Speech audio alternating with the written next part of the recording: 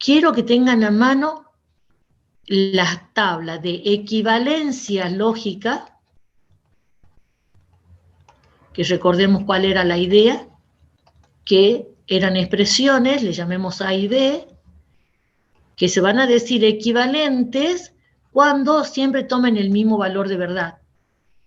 Lo cual quiere decir que yo puedo reemplazar una de ellas por la otra indistintamente. Bien, es como una igualdad. Y luego quiero que tengan a mano el concepto de implicación lógica y las tablas de las reglas de inferencia. Perdón, justo está entrando mi hija y las perras en alboroto. Entonces, las implicaciones lógicas que se representaban así, el mensaje que transmitía era, perdón,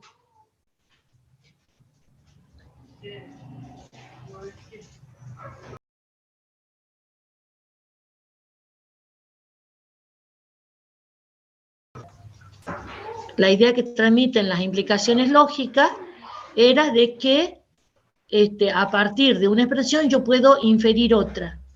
Bien, o sea, a partir de conocer la verdad de una, puedo conocer la verdad de la otra. A partir de conocer que una es verdadera, puedo saber que la otra también es verdadera. Bien, se dice acá que B se deduce de A, que B se infiere de A. Solamente puedo ir en ese sentido. A partir de A, puedo, a partir de saber que A es verdadera, puedo deducir que B también lo es. No vale en el otro sentido. Bien, bueno, quiero que esto tengan a mano, eran dos tablas, dos listados.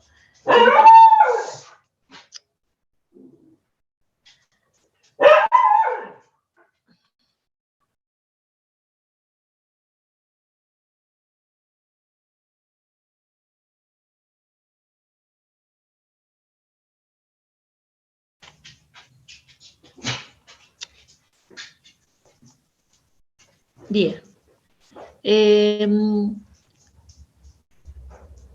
¿Para qué?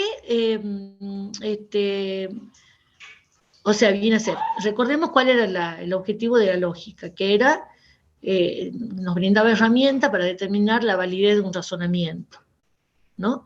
Y entonces, yo tengo que demostrar razonamiento, hasta ahora lo que hicimos es hacer tabla de verdad, pero habíamos visto razonamientos básicos válidos, que eran las reglas de inferencia. Ahora, ¿qué hacemos con otros razonamientos? Con otros razonamientos podemos emplear otras técnicas, no necesariamente hacer siempre tabla de verdad.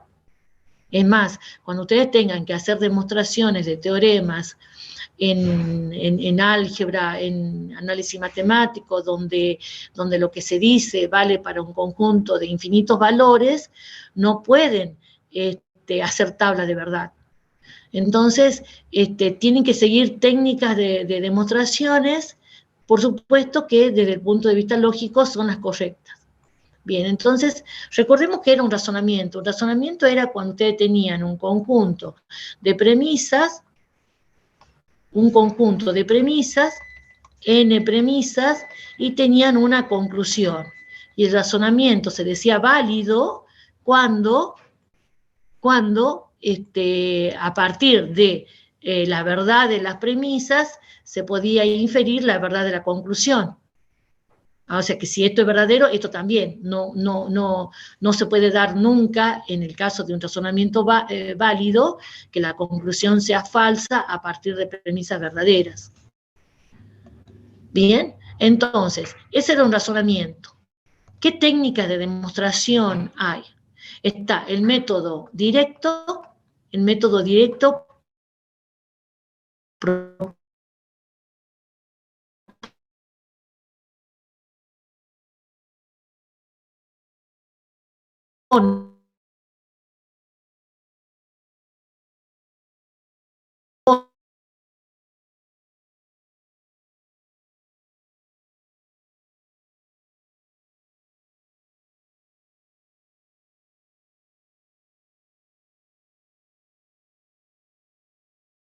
Profe, se le está trabando. Y si está hablando. Profe, no se le entiende. O sea, está trabada la pantalla ni se le escucha tampoco. ¿No se le habrá caído el internet? Puede ser que la hija llegó y chupó todo el internet. ¿La desenchufó el ¿Y internet, te imaginas? cómo? ¿No se me están hablando a mí? Profe, se le había trabado, no se le escuchaba nada y Se le había estaba trabado todo la tranquilo. transmisión. ¿Y ahora me están escuchando sin problema? Sí, se Sí. le escucha un poquito trabado nomás, pero se entiende. Ah, bien. Sigamos así, de todos modos, si sigo con problema de transmisión, este, eh, pueden luego ver de nuevo, pero el video que grabé en la comisión 5, que no tuve problema. Bueno, el método por la contrarrecíproca lo que propone es, en el caso de que no se pueda aplicar el método directo, es a esta expresión que hay que demostrarla, plantearla por la contrarrecíproca, recordando la equivalencia que hay entre una implicación y su contrarrecíproca. Valía esto. Esto está en la tabla, en la primera tabla. Bien, que toda implicación es equivalente a su contrarrecíproca. Entonces, aplicando esto, plantearíamos que no Q te tiene que llevar a la negación de las premisas, de la conjunción de las premisas. Bien, ese sería otro camino de demostración. Niego la conclusión y muestro, ¿verdad? Y muestro que no se cumple la conjunción de las premisas. Bien. Y el otro método indirecto es plantear que la negación, perdón, que la conclusión no se cumple habiéndose cumplido las premisas. Y entonces, en un razonamiento válido, esto no puede ser. No puede ser que las premisas sean verdaderas y no la conclusión. Esto te tiene que llevar a una contradicción. Esto también se llama por el absurdo. Método de demostración por el absurdo. Esto lo van a escuchar ustedes en algunas demostraciones en álgebra o en análisis matemático.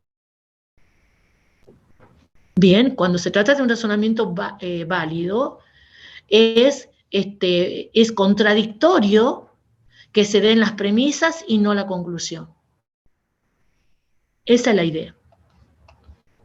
Bien, entonces, fíjense, los métodos indirectos, los dos métodos indirectos tienen algo en común. Tienen en común que los dos partimos de la negación de la conclusión. La diferencia entre ellos es que acá, en el método por contradicción, sí supongo que las premisas son verdaderas. Y pruebo con ellos que es absurdo. Mientras que la contrarrecíproca es solamente parto de la negación de la conclusión. Acá no supongo nada de las premisas. Al contrario, tengo que llegar a ver que las premisas, alguna de ellas no se cumple. Bien, son dos métodos distintos. El más usado de los indirectos, el más usado es el método por contradicción, ¿no? Y repito, se hacen los métodos indirectos cuando por el camino directo no se puede. Siempre se intenta primero por el camino directo. Cuando no se puede por el camino directo, se opta por el indirecto. Y de los indirectos, el más usado es por contradicción. Ejemplo, un ejemplo que seguro van a ver en alguna situación típica, digamos, de que el método directo no se puede aplicar. Por ejemplo, cuando tengan que probar en cualquier tema que algo es único, que el valor de un límite es único en análisis matemático, que la matriz inversa de una dada es única en álgebra, ¿bien? Para probar que algo es único, imposible el camino directo, imposible, Porque ¿cómo pruebo de manera directa que algo que existe no hay otro como él? No se puede por el camino directo. O sea, vos podés decir, bueno, esto existe, aquí está, pero ¿cómo probás que no existe otro como él? Entonces se opta por el método, por el absurdo, por contradicción. Se dice, bueno, supongamos que no sea único, que existe otro. Se parte de ahí, ¿ver? De suponer lo contrario. Por supuesto, con todas las demás condiciones dadas. Entonces, si uno supone lo contrario y llega a una falsedad, llega a una contradicción, llega a un absurdo, se dice. Uno dice, bueno, este absurdo vino de haber pensado esto. Vino de haber pensado que la conclusión no se cumplía. Por lo tanto, lo correcto es que la conclusión sí se cumple. Bien, entonces son algunas demostraciones las que se hacen por el método indirecto, algunas, las muy especiales. Entonces ustedes digamos, en el transcurso de que cursen álgebra, análisis matemático, lo van a ir descubriendo. Nosotros acá, como es la primera vez que les presentamos estos temas, todos los ejercicios que tienen van a ser por el método directo. Parten de la premisa y llegan a la conclusión. O sea, parten de suponer que las premisas son verdaderas y llegan a probar que la conclusión también lo es. Bien, pero cuando estén ustedes en otras materias y la profesora les presente un teorema y les diga, bueno, ahora demostramos el teorema, observen ustedes o pregúntenle a la profesora, ¿cuál es el método de demostración que está siguiendo? ¿Método directo o indirecto? ¿Con la contrarrecíproca o contradicción? Pregunten eso porque la profesora obviamente lo sabe y le va a contestar. ¿Entienden? Porque muchas veces, si no preguntan y se quedan con la duda, tal vez no es que no entiendan el tema en sí, sino que lo que no está captando es que están aplicando un método de demostración especial. ¿Bien? Un método de demostración indirecto. Y entonces tal vez ahí está la falla, una falla de lógica, que no están captando el método de demostración que tienen. Bien, entonces esa es mi sugerencia. Todo lo que vean en lógica le va a servir en realidad no solamente para la materia de programación, sino para todas. Bien. Bueno, entonces, por ejemplo, hagamos esta actividad que está resuelta en los archivos de actividades, pero la hagamos acá, ¿bien? Utilizando las reglas de inferencia o las leyes lógicas, determinar la validez de los siguientes razonamientos. Vamos por el apartado A. P entonces Q, a ver, voy a copiar directamente.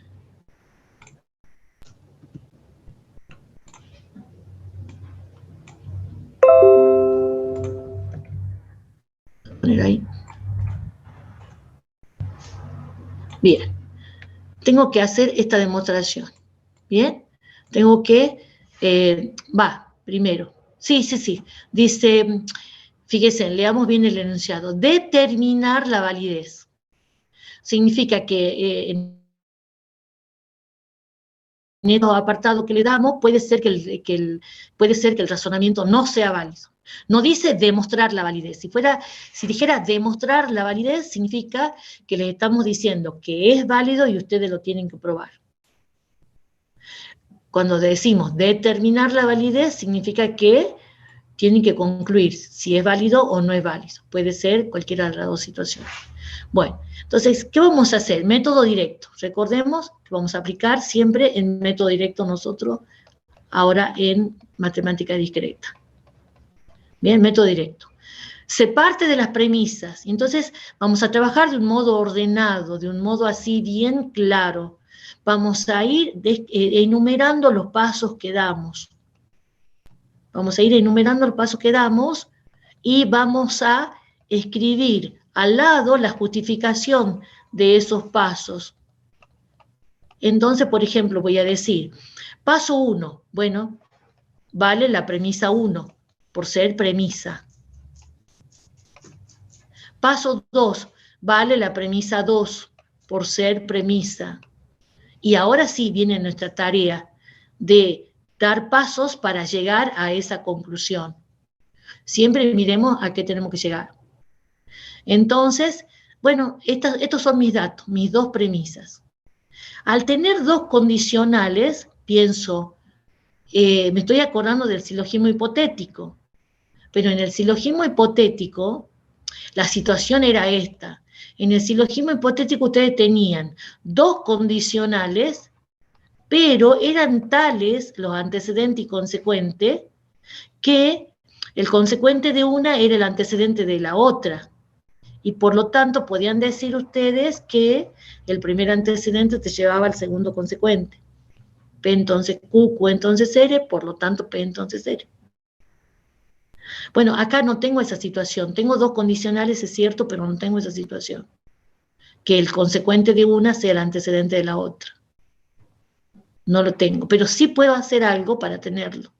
Por ejemplo, en el renglón 1, aplico la ley de la contrarrecíproca. Renglón 1, ley de la contrarrecíproca. Esa ley decía que toda condicional era equivalente a su contrarrecíproca. Entonces, he reemplazado 1 por 3. ¿Por qué? Valen. Son equivalentes. Bien, y ahora sí, fíjense, tienen consecuente de una igual al antecedente de la otra. ¿Lo ven? Entonces, ahora sí puedo aplicar el silogismo hipotético. Y entonces, con el renglón 2 y 3, ¿veis? Acá digo, ¿en qué renglón aplico qué ley? Tomo estos renglones y aplico una ley. Profe, Y aquí voy a una aplicar pregunta. Disculpe la pregunta, ¿no? Pero, ¿qué dice en el primero? la ley de la contrarrecíproca. Ahí está, muchas gracias, ¿no? No me Disculpe. acuerdo si era en la tabla, no me acuerdo si era la número 15. Ok. Es 13, 14 o 15, no me acuerdo. Fíjese en la tabla. Toda condicional es equivalente a su contrarrecíproca. Profe, Que lo vimos en la última clase, ¿no? Sí. sí, eh, yo hace unos días le pedí por Telegram si me podía cambiar de comisión en el campus Ah, y usted bueno. me dijo ese día que ya había hecho el cambio Ah, te hago y acordar. bueno, se ve que no lo hizo, no se guardó bien, pero sigo apareciendo en mi comisión anterior y bueno, no me Bien, deja poner la dime asistencia a la tu clase. apellido y nombre, dame apellido. Morales Fabricio Arturo. ¿Y nombre? Fabricio Arturo. Bien.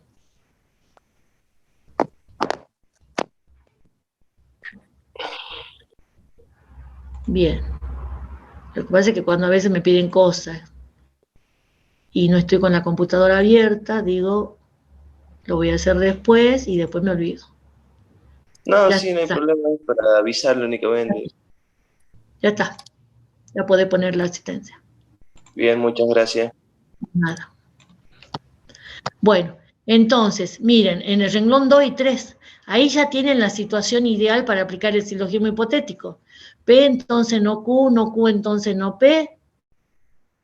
O sea, tienen ahí una implicación donde el consecuente de una, tienen dos implicaciones, donde el consecuente de una es el antecedente de la otra. Entonces, entre esto y esto también hay una condicional. Eso es lo que dice el silogismo hipotético. Por lo tanto, se deduce P entonces no P. Siempre miremos a qué tengo que llegar, ¿no? Intuyo que ya estoy cerca. Entonces, ahí digo, en el renglón 2 y 3, silogismo hipotético. Bien, vamos aquí. ¿Y esto? P entonces no P. Una condicional, recuerdo acá, una condicional era equivalente, fíjense en equivalencia, no me acuerdo, 13, 14 o 15, era equivalente a una disyunción entre la negación del antecedente y el consecuente. Buscar en la tabla. La aplico acá, entonces te queda no P o no P. Aplicando esa ley acá. Bien, bueno, entonces digo, al renglón 4 le aplico la ley de la condicional. ¿Y ahora qué tienen para aplicar acá? ¿No P o no P?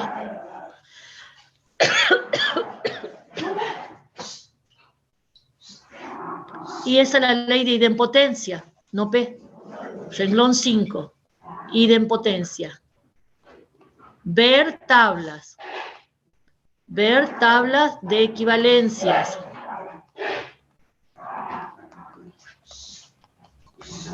Y reglas de inferencia. Bien, yo por eso les decía que la semana pasada, que no di clases, aprovechen para ponerse al día, para revisar aquello que no han estado presente o que tal vez no le quedó claro. Bien, bueno, y entonces ya está. Conclusión, el razonamiento es válido. ¿Por qué llegué a esa conclusión? El razonamiento es válido. Bien, vamos al otro.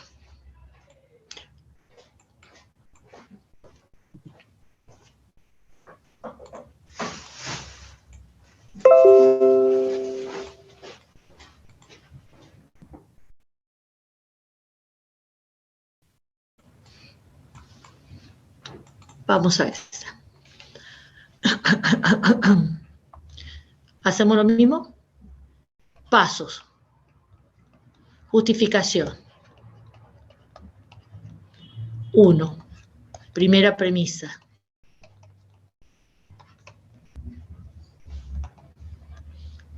2. Segunda premisa. 3. Tercera premisa.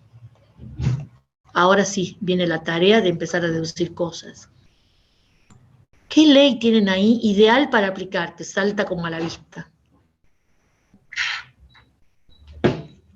¿Qué les parece?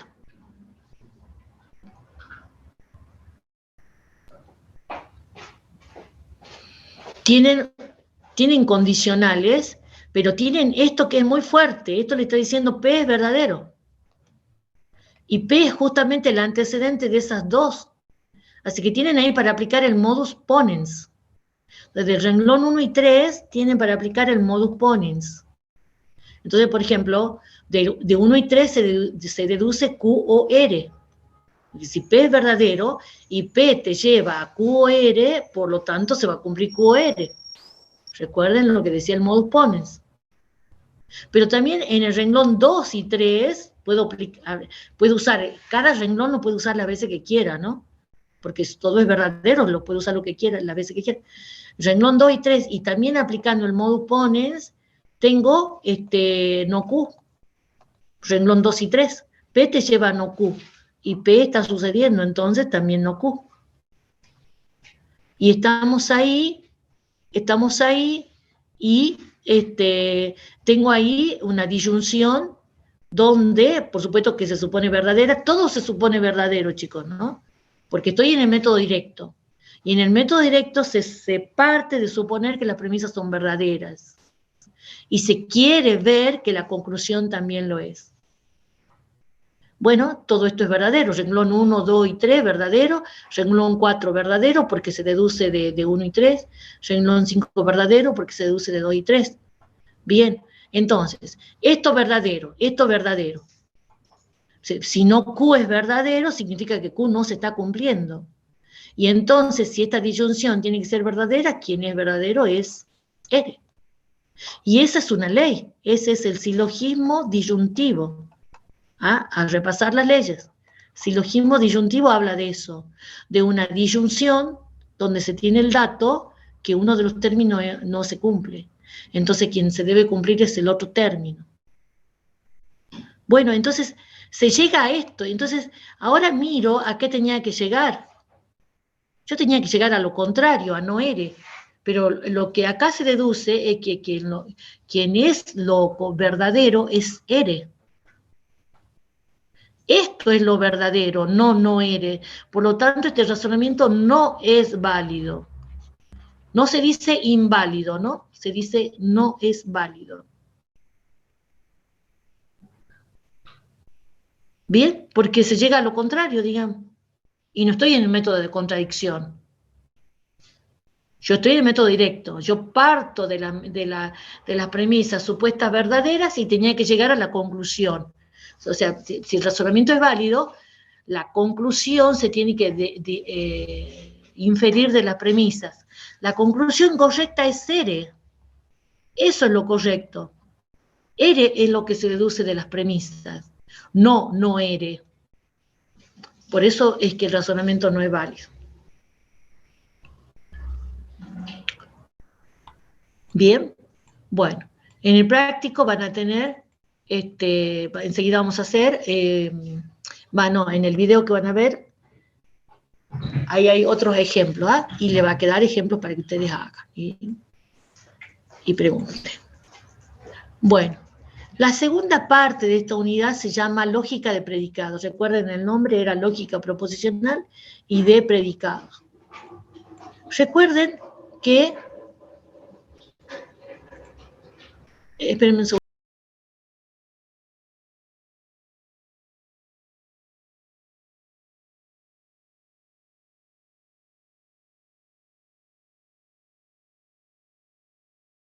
Bien, todos los ruidos se sienten. Lógica de predicado o de primer orden. Recuerden que el concepto de proposición.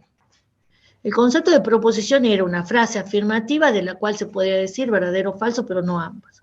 Supongamos que yo tenga esta frase. X es par. No cumple la definición de proposición.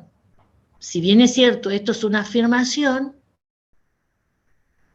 que evidentemente habla de números, porque esto de ser par o impar habla de números, pero de esto no puedo decir verdadero o falso. ¿Por qué? Porque no No conocemos sabe el valor de X. ¿Quién es X? No sé X a quién se refiere. Bien, pero si yo les digo, bueno, X es 4. Si ahora en vez de X pongo 4, ¿verdad? Si ahora en vez de X pongo 4, 4 es par, verdadero. Si en lugar de X pongo 3, es falso. ¿Bien? O sea, que esta frase no es proposición, pero se convierte en proposición cuando a X le doy un valor. Bueno, esta frase se llama en lógica predicado en una variable y se va a representar parecido a proposiciones, pero nada más que indicando quién es la variable. P de X, X es par.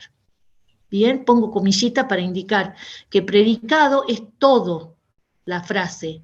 No es como, no es idéntico al concepto que tienen desde la escuela primaria, donde en la escuela primaria, cuando la maestra nos hacía analizar oraciones y decíamos, bueno, a ver, ¿quién es el sujeto de esta oración? Fulano. ¿Qué se dice del sujeto? Tal cosa. Y nos decía, eso es el predicado, lo que se dice del sujeto. Bueno, acá predicado es todo. ¿Ah? Predicado no es lo que va desde el verbo en adelante. Predicado es todo, ¿se entiende? Eso es parecido al concepto, pero no es idéntico. Predicado es todo. También pueden tener predicado en más de una variable. Por ejemplo, si yo digo X es el doble de Y. También, evidentemente, nos referimos a números, ¿no? Pero acá yo tengo dos variables, entonces acá esto lo puedo representar como Q de XY. Bien, un predicado en dos variables. Y así, por supuesto, puede tener 3, 4, 10.000 variables.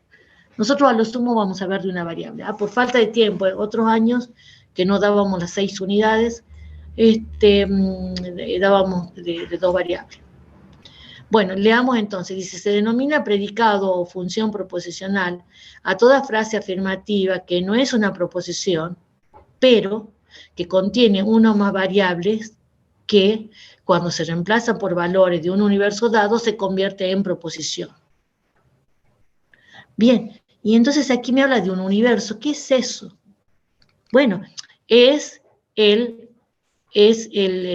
vendría a ser los valores de la variable para lo cual esto tenga sentido. Y acá yo estoy hablando de números. Entonces aquí mi universo va a ser el conjunto de números.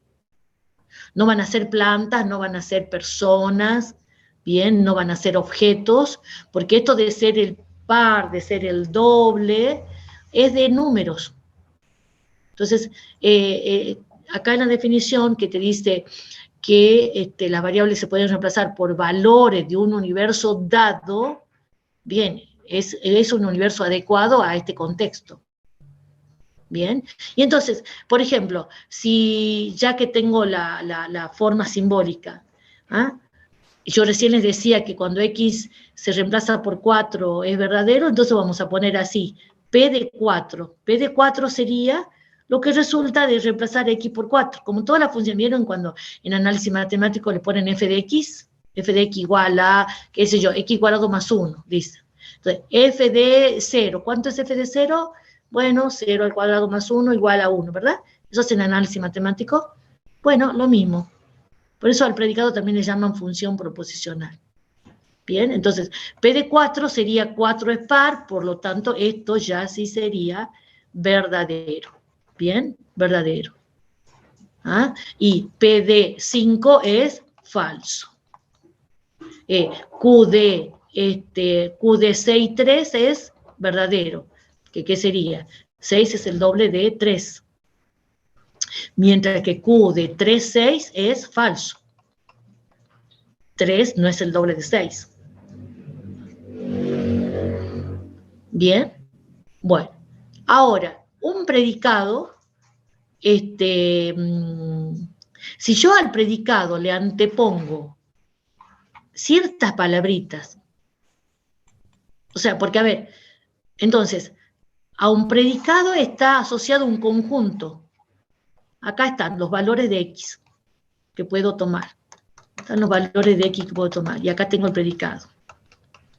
Entonces puede ser que este predicado se cumpla, sea verdadero, para algún valor de X o para todos.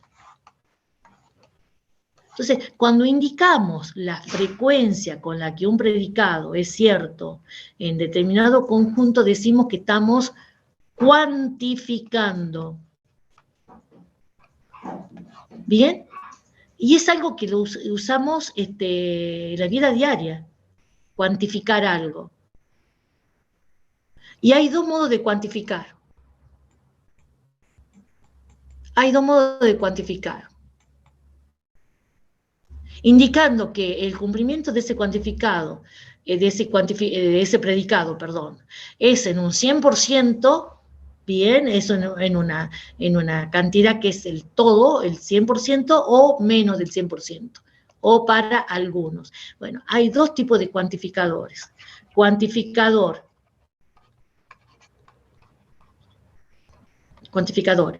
Universal es cuando queremos decir que nuestro predicado se cumple siempre para todos los valores del universo de discurso, y existencial, cuando existe alguien que lo cumpla, al menos alguien. El universal, el cuantificador universal, es este símbolo, es como una A invertida. Ahí leo todos los valores del universo. Si yo escribo esto, es todos los valores del universo cumplen P de X. ¿Bien? Entonces, siempre después del cuantificador y de la variable va el predicado al cual me estoy refiriendo. También podríamos tener, qué sé yo, un predicado compuesto. Podríamos tener acá una expresión compuesta. Todos los X cumplen P de X y Q de X. ¿Bien? Podemos tener algo así. O sea, también entre los predicados, como se convierten en proposiciones cuando le doy valor a X, también entre los predicados puedo tener conjunción, disyunción, condicional. Bien, bueno, vamos al caso simple. Tenga acá un predicado simple. Y entonces, esto puede ser verdadero o falso. Bueno, y entonces, ¿cuándo va a ser verdadero? Cuando, considerando el universo de discurso, esto se cumpla siempre, para todos, para cada uno. ¿Y cuándo va a ser falso? Cuando haya alguien que no lo cumpla. Ejemplo, supongamos que P de X sea X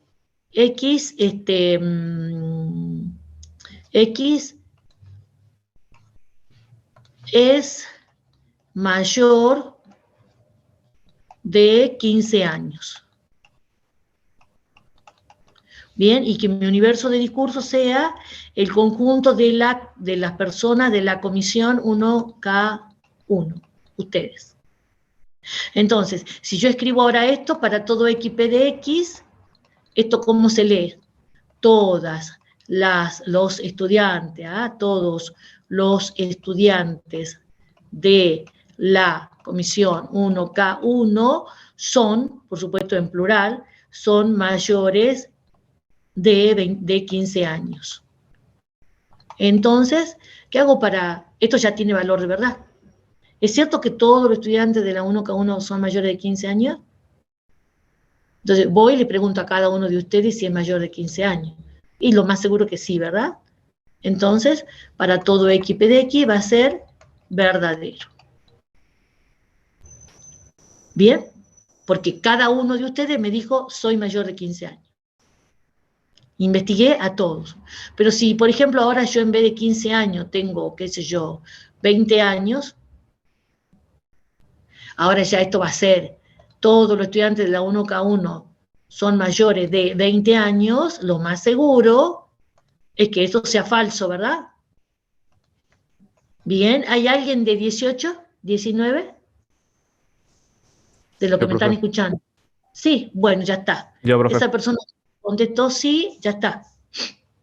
Esa persona que me contestó sí es suficiente prueba para decir que esto es falso. Bien, no todos los estudiantes son mayores de 20 años. Hay alguien menor de 20. Con uno que haya ya está suficiente. Bien, el otro cuantificador es el cuantificador existencial. El cuantificador existencial, bien, justamente habla de existencia, de individuos que cumplen P de X. Esto se lee, existe un X que cumple P de X, también a veces ponen así un tal que, bien, optativo, opcional. Existe un X que cumple P de X, algún X cumple P de X, al menos un X cumple P de X, bien. Y entonces, si por ejemplo, siguiendo con este ejemplo, yo tuviera ahora un existe, ¿cómo lo leería? Existe al menos un estudiante, bien, de la 1K1 mayor de 20 años. ¿Existirá? ¿Hay alguien mayor de 20 años que me esté escuchando? Sí, profe. Bien, verdadero. Me contestó una sola persona y con esa basta. Es verdadero. Bien, entonces, lo que quiero que quede claro es que, hablando ya en general, un predicado no es proposición, pero se puede convertir en proposición cuando le doy valores a X o cuando cuantifico. Y esto ya es una proposición. Esto es una proposición. Porque ahí ya no estoy hablando de X, sino del universo. Yo estoy diciendo, todos estos individuos cumplen P de X y esto ya es verdadero o falso. O alguien cumple P de X. Eso ya es verdadero o falso. Bien, entonces, de eso se trata la cuantificación. Bien, les cuento. Hay, respecto de el concepto de predicado, es tan importante que hay un lenguaje de programación llamado Prolog, que lo suelen ver en segundo año en sintaxis y semántica de los lenguajes, y este lenguaje no es de tipo imperativo, no utiliza las estructuras que utiliza, por ejemplo, el C++ o el Java, los bucles, los ciclos, el if then, qué sé yo, ¿cómo se llama? El mientras tanto, ¿cómo era? El while. No utiliza nada de esas estructuras, es simplemente todo un conjunto de predicados y hacerle preguntas a los predicados. Entonces se usa mucho este lenguaje para base de datos. Entonces supongamos que ustedes tengan, les doy un ejemplo sencillo, una base de datos de personas. Y quieran buscar las personas mayores de 60 años. Y entonces dicen así, P de X, X es mayor de 60 años. Entonces le pueden pedir por medio de este programa, le pueden pedir a la base de datos que les mande el listado de todos los X para los cuales P de X es verdadero. Y entonces le aparece filtrado todos los que cumplen esta condición. Bien, bueno, eso van a ver en segundo año. Es mucho más fácil programar en Prolog que en C++, en Java. Es mucho más fácil. Lo que sí que no es para cualquier tema. Bien, es aquello en donde pueda corresponder un predicado. Bueno, para que ustedes vean la importancia de los universos de discurso, también llamados dominios, dominio, universo de discurso, lo mismo, hagamos este ejercicio. Dice, dar el valor de verdad de las siguientes expresiones considerando que el dominio es el conjunto de los números reales. Entonces vamos al apartado A y, bien, para todo X, X es mayor que 0. Si estoy en el universo de los números reales, esto se lee, todos los números reales son mayores que 0.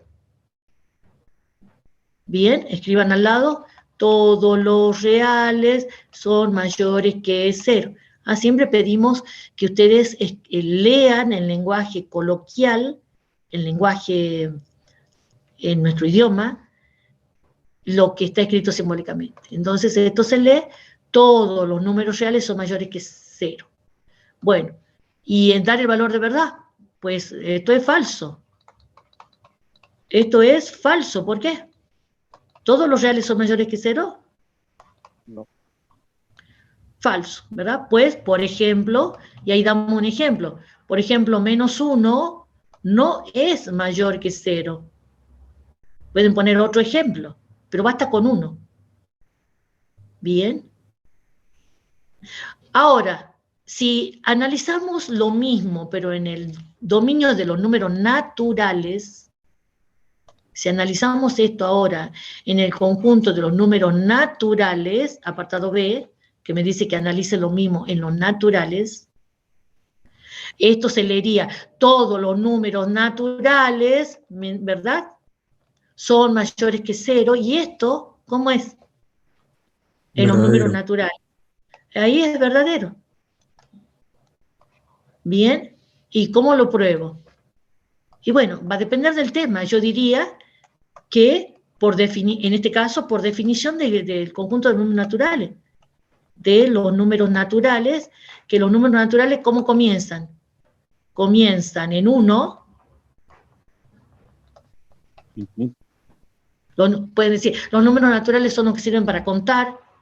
Comenzamos en 1, y luego los siguientes números se logran sumando 1. 1 más 1, 2, 2 más 1, 3, 3 más 1, 4, o sea, esa idea que sabemos de los números naturales, o sea que todos los números naturales son positivos verdaderos. Entonces, fíjense en cómo esto en los números reales es falso y en los números naturales es verdadero. Entonces, cuando estén en estos conceptos, chicos, en predicado, el dato de quién es el universo es vital.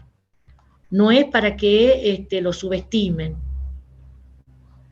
Bien, porque puede cambiar el resultado considerando un universo o considerando otro. Miren, hagamos el apartado 2. ¿Ah? El apartado 2 dice, existe X tal que satisface esta ecuación. Esto es un predicado. Ustedes dirán, ¿qué tiene que ver una ecuación con un predicado? Pero si una ecuación es una condición. Es una condición que cumple el X. Estoy diciendo, hay algún número natural, real, tal que multiplicado por 3 restado 5 es 0. Y entonces esto es verdadero, ¿verdad? Esto es verdadero. ¿Por qué? Porque 5 tercios verifica la ecuación. X igual a 5 tercios verifica la ecuación. Y ya está. Bien, mientras que, si ahora pensamos en los números naturales, esto leeríamos, existe un natural que satisface esta ecuación, bueno, esto ya es falso. No hay ningún número natural que cumpla esto. ¿Un número Ningún. entero te puede poner, profe? Bueno, natural o entero, pero estamos en los números naturales, pero acá ni siquiera un entero negativo, nadie. Ningún natural satisface. ¿Por qué? Esto falta. Si yo dejo la explicación acá, es como decir no porque no. No, es falso porque es falso, es como decir algo así. No existe porque no existe, no, falta acá. Ningún natural satisface la ecuación, ya que es una ecuación lineal. ¿Y qué saben de las ecuaciones lineales? Que solo tienen una solución. Solo tienen una solución. ¿Y quién es? 5 tercios. Exacto. Y 5 tercios no es natural. Ahí está la justificación completa. ¿Ah? Ya sabíamos que 5 tercios satisface, pero yo lo que tenía que justificar que en los naturales nadie satisface. Y bueno, la respuesta es esa, porque esta ecuación tiene una sola solución, por ser lineal. Las ecuaciones polinómicas, saben que las ecuaciones polinómicas, la cantidad de soluciones depende del grado de la ecuación. Una ecuación de primer grado, la lineal, tiene una solución. La ecuación de segundo grado 2, la de tercer grado 3, la de cuarto grado 4, bien. Y las ecuaciones lineales tienen una solución y esa solución aquí es real, no natural. Bien. Bueno, entonces, miren lo importante el tener conciencia de quién es el universo de discurso. ¿Ah? Si yo digo, por ejemplo, supongamos un ejemplo de persona, P de X, X juega ajedrez, por ejemplo, y capaz que, si yo considero en mi universo de discurso comisión 1K1, capaz que aquí sea verdadero, existe X tal que P de X sea verdadero, que uno de ustedes juegue al ajedrez. Acá en la comisión 1K1 puede ser verdadero, y capaz que voy a otra comisión, qué sé yo, la comisión 8, y acá esto ya sea falso, que en la comisión esa nadie juega al ajedrez. Bien, entonces, ¿qué es lo que puede ocurrir también? Que en los ejercicios de práctico el universo venga dado en el ejercicio y en otro ejercicio ustedes tengan que elegir el universo. ¿Me entienden? Eso, el enunciado se lo va a decir. El enunciado le va a decir, elige el universo, le va a decir que ustedes elijan el universo adecuado. Bien, y lo vamos a dejar ahí, igual que a las otras comisiones, no vamos a avanzar. Así que yo ahora les comparto el video de la práctica